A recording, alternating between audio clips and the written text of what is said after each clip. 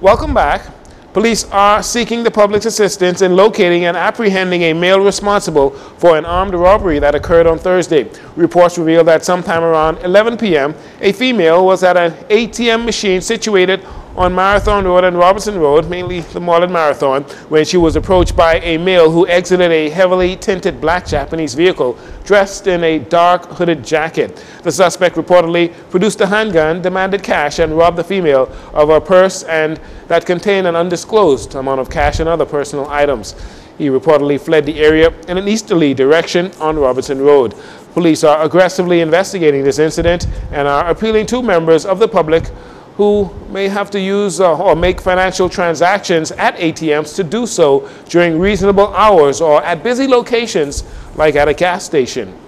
Also coming out of the courts, 28-year-old Rumel Monroe and 27-year-old Sean Gardner were arraigned and charged with possession of forged documents and uttering a forged document. Police allege that on Monday, July 24th, while conducting potential candidate interviews at the police training college, it was discovered that the two males submitted fraudulent examination certificates to the administrative office, which resulted in them being arrested and taken into police custody. Both males pleaded guilty to charges and were fined $1,000 for each count. In default, they will spend 8 months in the Bahamas Department of Corrections. Gombe Summer Festival is back on Bay Street after a 10-year hiatus, but patrons will have to wait another at least 24 hours before you can indulge in the festivities, as organizers at the Ministry of Tourism, Investments and Aviation regret to inform you that the Gombe Summer Festival that was expected to begin this evening on Bay Street has been postponed until Saturday, July 29th. That's tomorrow, due to inclement weather. The summer cultural explosion is an immersion in all things Bahamian. It'll begin at 5 a.m. and will run until 12 midnight on Saturday between Rawson Square and Charlotte Street.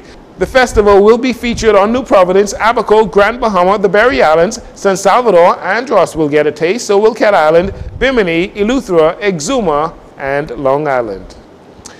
Governor General Sir Cornelius A. Smith welcomed the Bahamas National Committee and United World College UWC 2023 scholarship winners in a courtesy call at the office of the Governor General earlier this week. The UWC scholarship winners are Soraya Halkitis, she's on the far right, and Elrico Dames on the far left. United World Colleges is an international network of schools and educational programs with the shared aim of making education a force to unite people, nations, and cultures for peace and sustainable culture. Also pictured are parents June Cartwright and Dr. Tracy Robert Halkitis, along with UWC Bahamas National Committee member Cheryl Carey.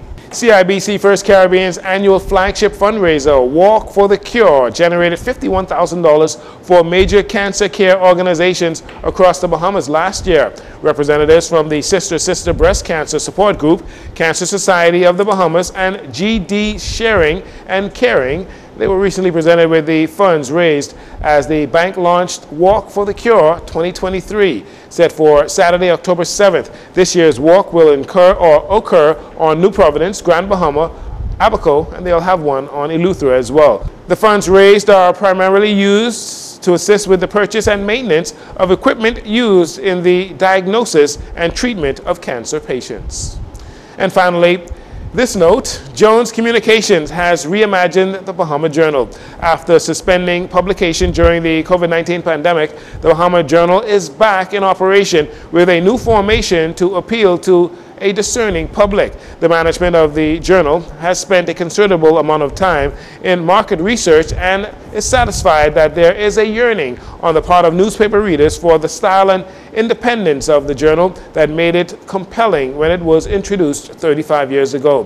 The management says that in addition to returning to its objective to go beyond the surface of the news with production and investigative reporting and speaking truth to power, the newspaper is reimagined to present an array of columnists of a new generation to complement many who have deep sense of history. Advertisers will be pleased with feedback articles from the public along with surveys to assist them in making sound business decisions. The journal will be published each Friday until further notice. And that'll do it for your JCN Evening News. Once again, I'm Jcn Saunders. Thanks so much for joining us. This segment of the news has been brought to you by Sun Oil Limited.